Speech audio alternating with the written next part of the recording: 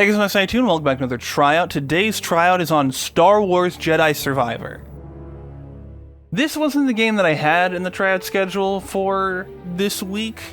I was originally going to do something else, and I really just wasn't feeling it this week. And so I'd already been playing and recorded footage for this. I've got about a little over 2 hours, I think, into it, which is just a good amount of time to do a tryout on it. My original plan was just to do a wrap-up like I did for Jedi Fallen Order over here, which is a game I really enjoyed, but you can check the wrap-up in the card for more on that video. I was originally just gonna go, I didn't do a tryout for Jedi Fallen Order, so I'll just do a wrap-up for Jedi Survivor. But it's like, I'm sitting here, I'm playing it and recording footage, and I was like, I'd rather just play this than switch to another game. So this is what we're doing. If you're somewhat active on the internet around video games, you've probably heard some of the noise about this game online in terms of like performance, price, etc., etc. And I'll discuss a little bit of that first up, because it's sort of like the bigger talking points, I feel. So the first thing to talk about, $70 game, and its physical copy does not come with the whole game on disc. That's because the game is like 130 gigabytes on my Xbox Series X, which is a lot. It's bigger than the biggest storage size of a Blu-ray, which means it would have to be 2 discs, which means EA would have to spend more money producing these physical copies, and they don't want to do that, so they just gave you 50 gigabytes worth of stuff on the one disc and said, that's that, you'll download the rest of it. And that's lame, but I feel like some people maybe were going a bit overboard on it. It's lame, and I think EA could definitely afford just to ship 2 discs. And I have plenty of games that are multiple discs from like the Xbox 360 and later, and it's just like a bit inconvenient. So it's like you win some, you lose some in this situation, It's not great, but it's not the worst thing ever. We've done this before, with plenty of other games that have come out in recent times, especially like on the Switch. So like on the one hand, it's annoying. On the other hand, it's not unusual, really, at this point. The other thing, talking about $70, the performance is not there. It's not to where it should be. There's definitely like a little hitching and stuttering that I saw playing, and that stuff sometimes can give me issues with like motion sickness and whatnot. And personally, and this might just be me imagining it or whatever, I can put up a comparison for the footage, but I feel like the performance mode was actually worse with its hitching and unsteadiness in terms of like frame timing, I assume. I don't have the ability to really technically analyze any of this. This is just me guessing. But for some reason, for me, it seemed a bit smoother playing in quality mode with, I assume, what was a locked 30 frames per second, than playing in performance mode, but I don't know, really.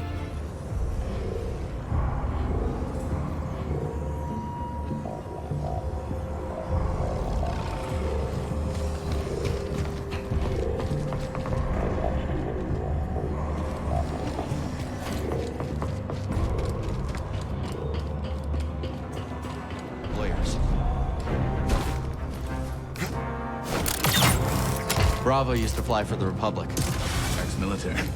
That explains a lot. How'd you start working with Coop and Liz? Cantina on Norset.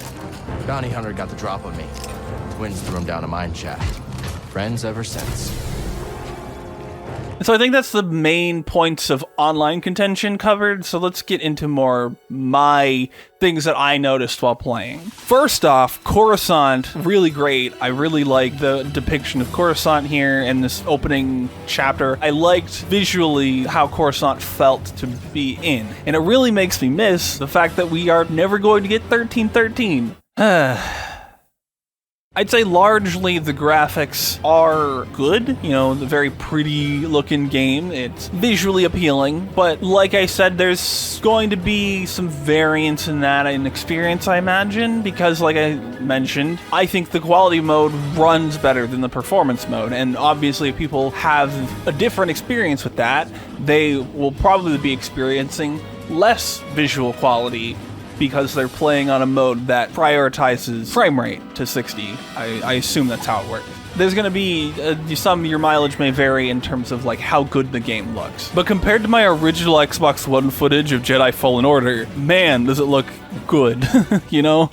While playing, I noticed that the gameplay is a little like wobbly, maybe. Some of the ways that Cal moves is a little weird, but generally I think the gameplay is solid and fun, and I just like running around little Star Wars places. I just enjoy it. That's my joy in life, running around little Star Wars places, and this game lets me do that with lightsabers. And the dual lightsabers are cool. I like that. I enjoy the Star Wars.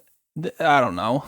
It feels like for this game, they have like the core of it pretty solid, but a lot of the details have sort of fallen by the wayside, likely due to production timelines, development timelines, and all that, and having basically a deadline to release this game set by the publisher that really defines how much time that they are going to get to really polish a game. And I think that's where a lot of this stuff falls through. Like I said, some of the performance in terms of like frame rate consistency, hitting resolution targets and stuff like that, as well as some weirdness in like movement animation. The way that Cal stands when idle is kind of silly. He stands with like his arms at his side in a way that isn't particularly natural, likely to avoid clothing clipping in it with itself, but it doesn't looks weird. It's just like these little things,